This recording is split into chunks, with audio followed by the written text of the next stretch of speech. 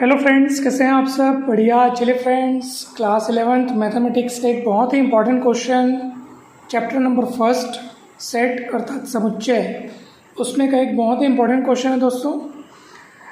और इसके पहले अनेक टॉपिक्स पर वीडियोस बनाए जा चुके हैं, आप ज़रूर देखिएगा। डिस्क्रिप्शन बॉक्स में आपको विभिन्न वीडियोस के लिंक मिल जाएंगे।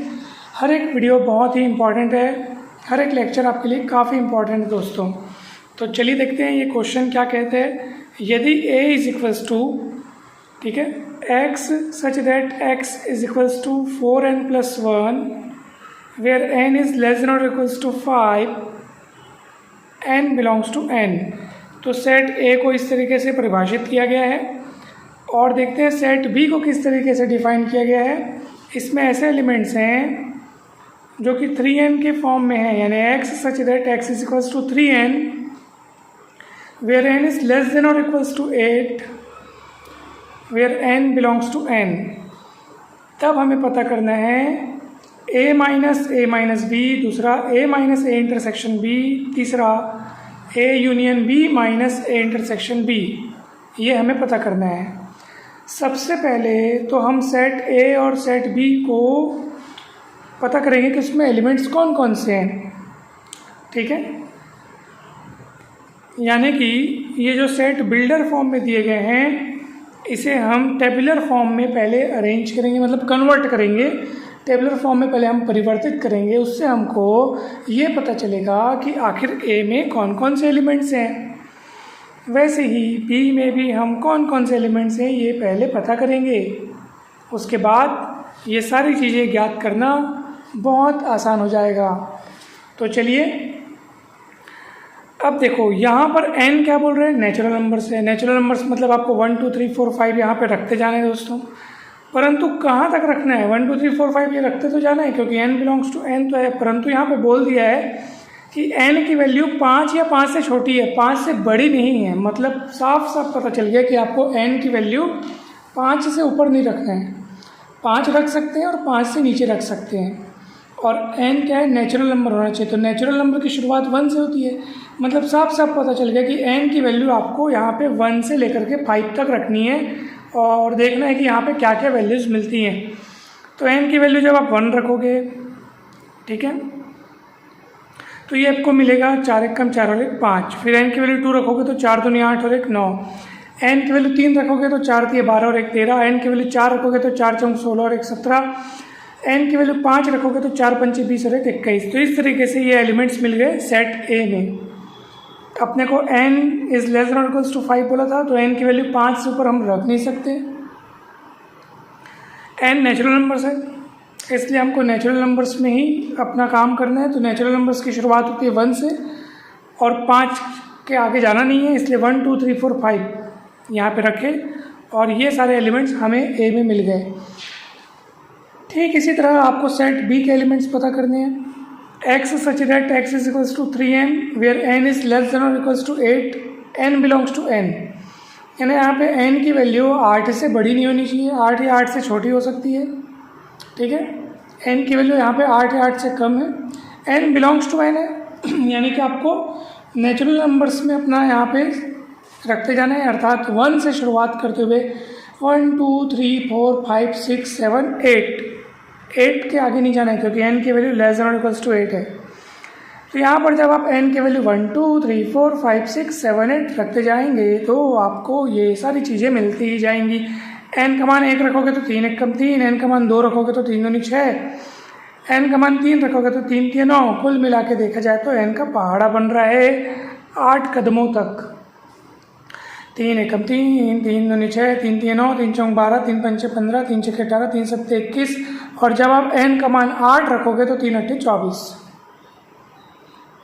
ठीक है दोस्तों, चलिए अब हमको पहले में क्या निकालना है? a minus b। तो पहले अपन a माइनस b निकाल के देख लेते हैं, फिर अपन a माइनस b निकाल के देख लेंगे। तो अपन a माइनस b निकाल रहे हैं दोस्तों। वास्तव में a माइनस b मतलब क्या होता है? यहाँ पे देखो, हमने यहाँ पे इसका डेफिनेशन लिखा हुआ है। a माइनस b मतलब ऐसे एलिमेंट्स जो a में तो हो परंतु b में ना हो। क्योंकि देखो a माइनस b मतलब उन एलिमेंट्स को आपको देखना है जो a में हो किंतु b में ना हो, क्योंकि यहाँ पे माइनस b लिखा है, मतलब b के एलिमेंट्स को अपने को शामिल नहीं करना है दोस्तों। तो आप देख लो कौन से ऐसे एलिमेंट्स हैं जो ए में हैं परंतु बी में नहीं है। ठीक है, तो पहले ए के ऐसे कौन कौन से एलिमेंट्स हैं जो ए में हैं परंतु बी में नहीं है। 5 ए में है, 5 बी में है क्या, देखो तो ज़रा, दिख रहा है 5? नहीं दिख रहा है, तो 5 यहाँ शामिल होगा क्योंकि हमको इस कलेक्शन में ए माइनस बी में ऐसे एलिमेंट्स रखने हैं जो ए में दिखें परंतु बी में न दिखें। तो 5 ऐसा एलिमेंट्स है जो आपको ए में दिख रहा है परंतु बी में नहीं दिख रहा है, तो ऐसे एलिमेंट्स को यहाँ पे आपको रखना है। ठीक, 9 ए में दिख रहा है और वो बी में भी दिख रहा है, तो उसको यहाँ शामिल नहीं करना है। यहाँ वही शामिल होगा जो ए में हो परंतु बी में ना हो। 13 जो कि ए में दिख रहा है, देखते हैं बी में दिख रहा है कि नहीं दिख रहा है। 13 नहीं दिख रहा है, तो यहाँ पे वो आएगा क्योंकि यहाँ पे अपने को ऐसे ही एलिमेंट्स लिखने हैं जो ए में हो किंतु बी में ना हो। 17 ए में दिख रहा है, बी में नहीं दिख रहा है, तो 17 आएगा। 21 ए में दिख रहा है परंतु बी में भी दिख रहा है, आप देख सकते हैं बी में भी दिख रहा है, ए में भी है बी में भी है, तो यहाँ नहीं आएगा। मतलब आप समझ गए होंगे कि यहाँ सिर्फ वही एलिमेंट्स आएंगे जो ए में हैं किंतु बी में नहीं है।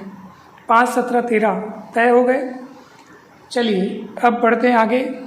अब आप देखेंगे कि ए माइनस बी, मतलब अब आपको ऐसे एलिमेंट्स देखने जो ए में हो परंतु ए माइनस बी में ना हो, और ए माइनस बी आप यहाँ पे निकाल के रख लिए, आप देख सकते हैं।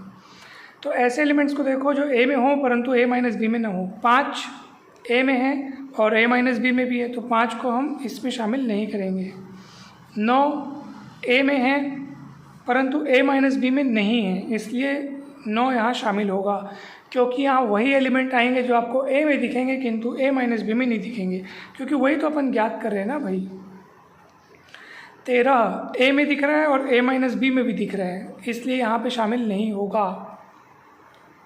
17 ए में दिख रहा है, ए माइनस बी में भी दिख रहा है, इसलिए वो भी यहाँ शामिल नहीं होगा। 21 ए में तो है परंतु ए माइनस बी में नहीं है, इसलिए वो यहाँ शामिल होगा क्योंकि यहाँ उसी एलिमेंट को शामिल करना है जो ए में है किंतु ए माइनस बी में नहीं है। तो ये देखो टोटल ऐसे 2 एलिमेंट्स मिल गए 9 और 21 जो ए में तो हैं परंतु ए माइनस बी में नहीं है। देखो उसी तरीके से हमने यहाँ पे इसको लिखा है, ऐसे एलिमेंट्स का कलेक्शन जो ए में है किंतु ए माइनस बी में नहीं है, क्योंकि वही तो अपने को ज्ञात करना है, ए में हो परंतु ए माइनस बी में ना हो, क्योंकि माइनस हो गया ना वो यहाँ पे देखो।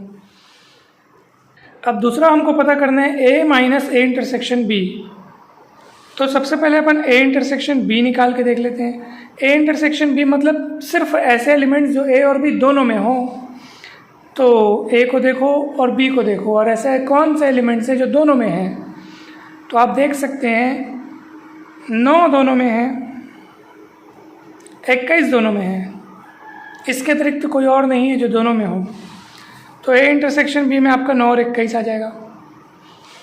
अतः जब आप ए माइनस ए इंटरसेक्शन बी ज्ञात करोगे तो ऐसे एलिमेंट्स की तलाश करो जो ए में तो हैं परंतु ए माइनस बी में नहीं हैं। 2 सेट के डिफरेंस जब अपन करते हैं तो वही देखते हैं कि जो पहले में हो किंतु दूसरे में ना हो।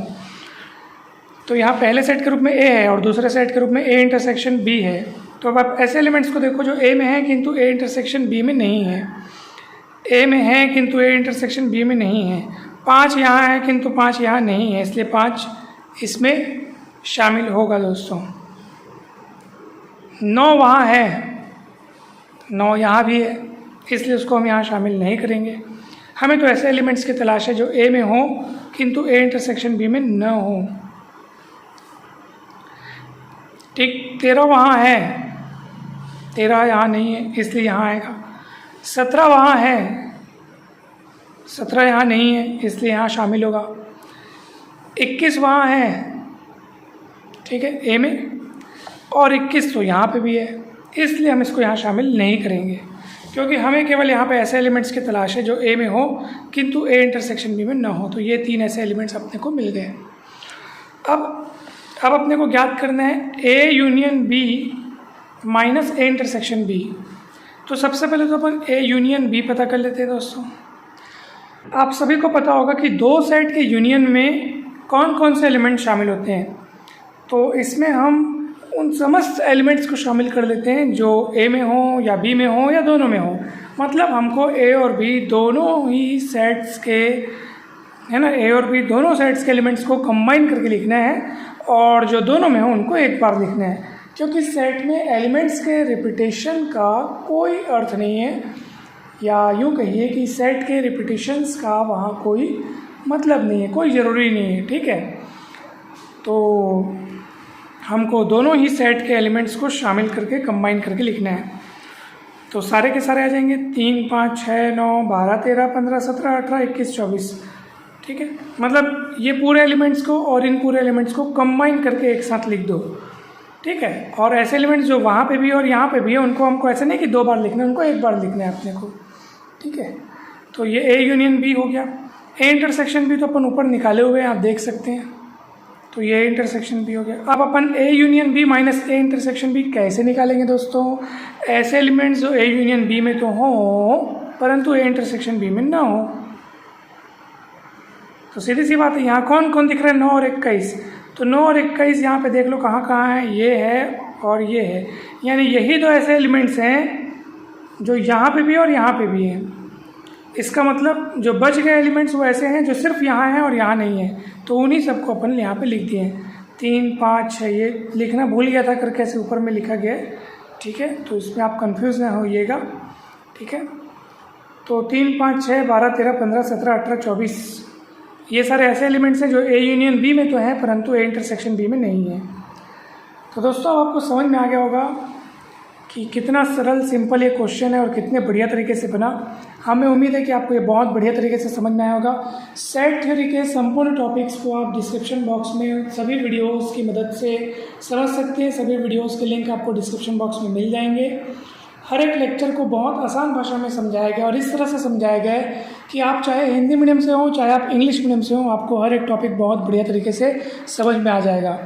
चैनल पर जाकर के आप विभिन्न प्लेलिस्ट में अपनी आवश्यकता के अनुरूप वीडियोस देख सकते हैं। चैनल पर नए हैं तो जरूर सब्सक्राइब करें, वीडियो को लाइक एवं शेयर जरूर करें, कमेंट करके अवश्य बताएं कि ये वीडियो आपको कैसा लगा। आप सभी को बहुत बहुत धन्यवाद। जल्द ही मिलते हैं नेक्स्ट वीडियो में।